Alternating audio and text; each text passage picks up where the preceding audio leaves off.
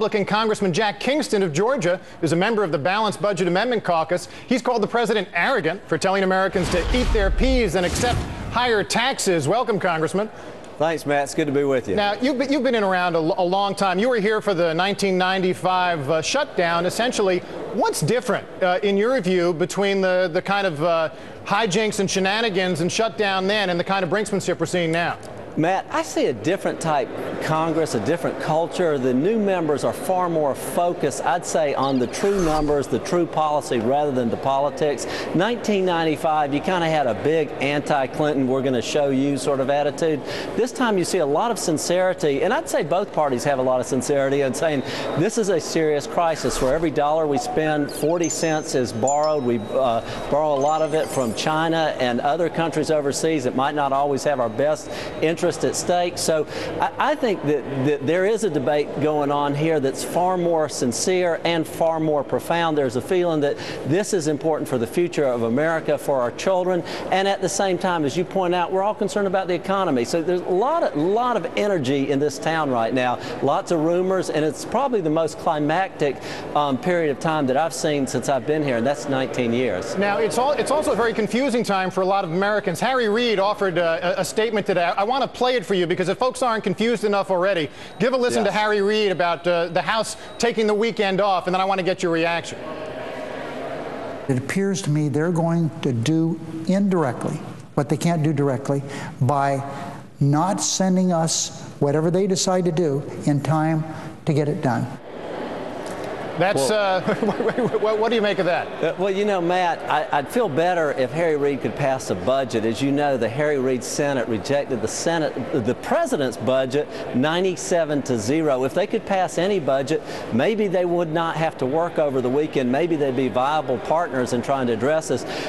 Cut, cap, and balance has passed the House. The Senate will be voting on it Saturday. I think that's a good thing, but as you know, the chances of it passing are very slim. We would just love to see them pass anything so that we can sit at the table. But for right now, the only body that has passed a budget or passed anything to do with the debt ceiling is the House. It is not the Senate. Well, but Congressman, it's interesting, just as a matter of Republican strategy, George Will, obviously generally an ally of the conservative movement, has a new column up on the Washington Post. I think it's just online. It'll be in the paper tomorrow. But what he's arguing is that the Tea Party folks ought to support the McConnell scheme rather than view it as some kind of cave. He's actually arguing that Tea Party folks and conservatives should view it as the best way to keep the pressure on the Republicans. What do you make of George Will's argument? He's on your side, obviously, and urging you to take a different view than you've taken. Well, you know, coming from George Will, that has a lot of viability. It's something we should consider. And, Matt, by the way, I think we should all be considering anything right now to look at a way out of here. One of the interesting columns was written by Charles Krauthammer this weekend, said, you know, what you need is a 5-month deal. And the reason why that's important is the president keeps saying he's for entitlement reform, but he hasn't put any on the table. If you give him a 5-month extension on the debt ceiling, that gives him 5 months to come up with his long-term entitlement reforms.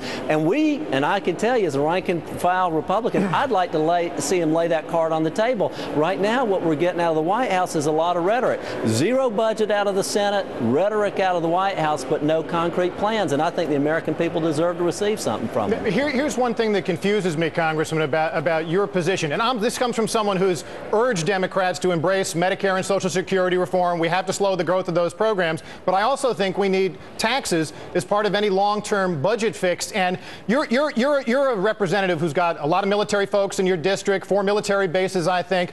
This is the first time we've ever been at war, and we've been at war for over 10 years, where it's been a priority for the Republican Party to keep taxes low on the wealthiest Americans at a time of war. How do you look our troops in the eye and say that while they and their families, very small percentage of Americans, are making this sacrifice, you're there defending the wealthiest Americans from even a modest increase back to Clinton-era levels that were consistent with an economic boom? Well, Matt, one thing I want to point out is the extension of the Bush tax cuts was signed by President Obama just in January. It was, I actually voted against it myself. I'm not agreeing with him. I'd like to know what you think about cutting taxes and keeping taxes low for the wealthiest at a time of war. Never done before in our history. Let me say this. I voted no on extending them, but part of what our concern is, in fact, our major concern is as the economy claws and scratches to recover, it's probably not a good time to increase taxes on the people who create jobs. As you know, the top 1% of the income earners pay 40% of the income taxes. But let me say this.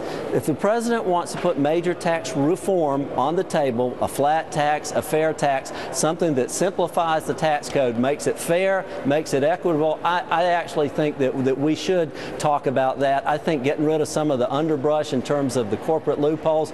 We all want tax parity, and I think that that is a relevant conversation. So I'm a little bit different than the hard line on it, and I think in the name of moving forward, put some of those loopholes on the table and let's work together to eliminate them. All right, Congressman Jack Kingston, thanks for taking the time. We'll be watching this with you, I'm sure, in the days ahead.